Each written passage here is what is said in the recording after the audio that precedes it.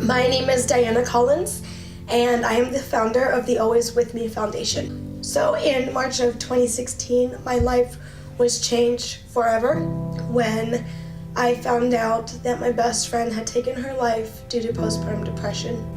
Sabrina and I were friends in high school, but I really didn't bond with her until our senior year. I've known of her and I've seen her around, but I was always intimidated by her because she was so beautiful and so cool. You know, why would she want to be friends with me and a goofball like me? So I never really kind of introduced herself to me. So our senior year, our mutual friends, we all had lunch together, so that's how we were able to bond.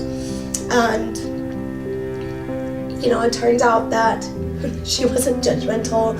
She was actually she had the biggest heart, and she cared for everyone that she was friends with. She was always there for her friends. But I've known that, like any of us as teenagers, we all struggled with our own kind of depression. And that was something I noticed about her, was that when she's going through something, she doesn't really put it out there. And I figured, that's okay. That was just her personality. I'm more of a transparent person. But I noticed even since high school that she didn't want to show people her weakness. So when I had found out about her death, I was 7 months pregnant. And 4 weeks before I went into labor with my second daughter, I was at her funeral saying goodbye.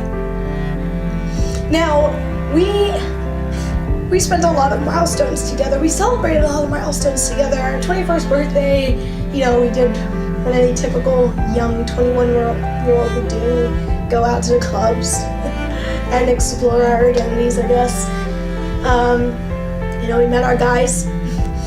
We ended up getting married. I was at her wedding. She, was at one of my baby showers, my second daughter. All of those little things. We watched ourselves grow up.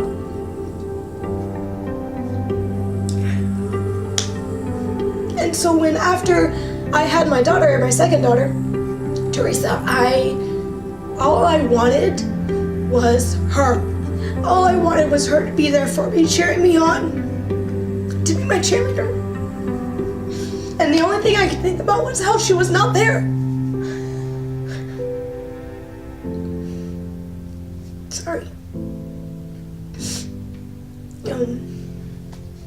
But all I wanted was just to be with her. And I couldn't stop thinking about her. When meanwhile, everybody else in my environment didn't understand. I should have been over by this by now, and I should be over the pain, the loss. But she was a big loss to me because she was only 26. And our girls were supposed to be best friends. We were supposed to go out on all these play dates. And that didn't happen. So of course, naturally, I fell into postpartum depression myself the moment I had my daughter. The moment I came home, all I was thinking about was how much I wanted to be with Sabrina and how I knew where my husband's gun was. And that was the first time. My daughter was only a few days old, and that was the first time I ever had to call the suicide hotline.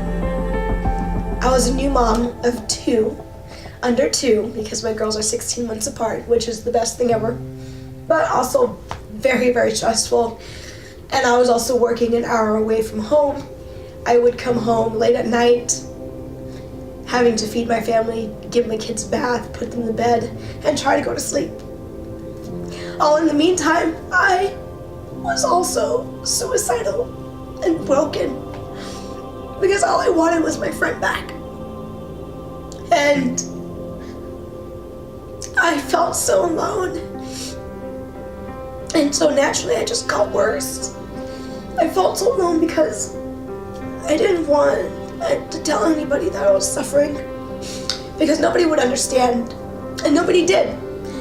And that made me angry and even more alone because no one understood why I was so hurt by this loss. 8 months of being postpartum, I was fighting more with my husband. I was having more anxiety attacks. I wasn't focusing at work. And I was just a mess. And I became very suicidal. And one night, my husband and I, we got into an argument. And that was when I decided to take my gun and drive off to the park. And I called a friend. And that friend was worried about me, so I was taken to the emergency room.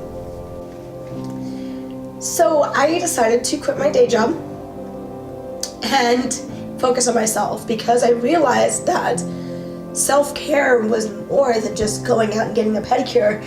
It was actually spending time for yourself, even just sitting at home and in quiet and in peace with yourself. You know, opening up and feeling that hurt that was inside me, instead of just throwing it away and not dealing with it, was painful. But it most definitely found a new meaning in my life and a new love for myself. Since then, I had started my own podcast it's called the Always With Me podcast, and we just shared stories of each other, because that was something that I needed, was to hear stories of other women and moms that had faced the same hurt as me.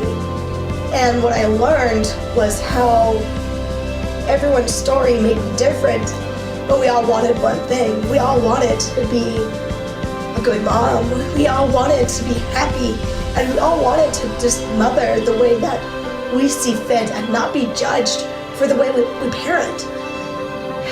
And so what I realized from interviewing all of these women was a lot of us had suffered from either postpartum depression, PTSD, psychosis, anxiety, OCD.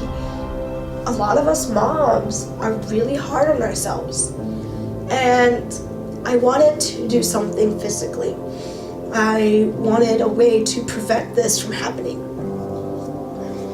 And the most common thing that I learned was that we didn't have our tribe. There was a lot of moms out there who were from military families that had to move away from their tribe, had to move away from family, and so they didn't know anybody. And in the world we live in, social media as well, we're all comparing ourselves. So in October of, I believe it was 2017, I decided to be certified as a postpartum doula, and we opened up this nonprofit, the Always With Me Foundation, to donate postpartum doulas to mothers who are at risk of a maternal mental health issue or disorder.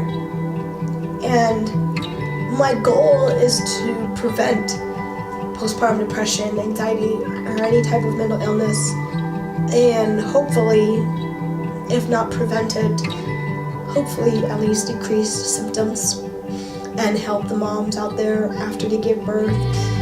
So my takeaway around this, it's been 2 years since my best friend had passed. In the spring it'll be 3. In those 2.5 years, I have changed in so many ways. I've learned to love more. I've learned to love myself more and to be easier on myself. And I've learned to forgive. And I've learned to forgive Sabrina, because in the beginning I was very, very angry at her. And I even felt guilty for being angry at her, because she's not here to be angry at. And but she's given me a lot of strength. And I know that that's what she wants for me, to spread out to the world and help other moms who are suffering.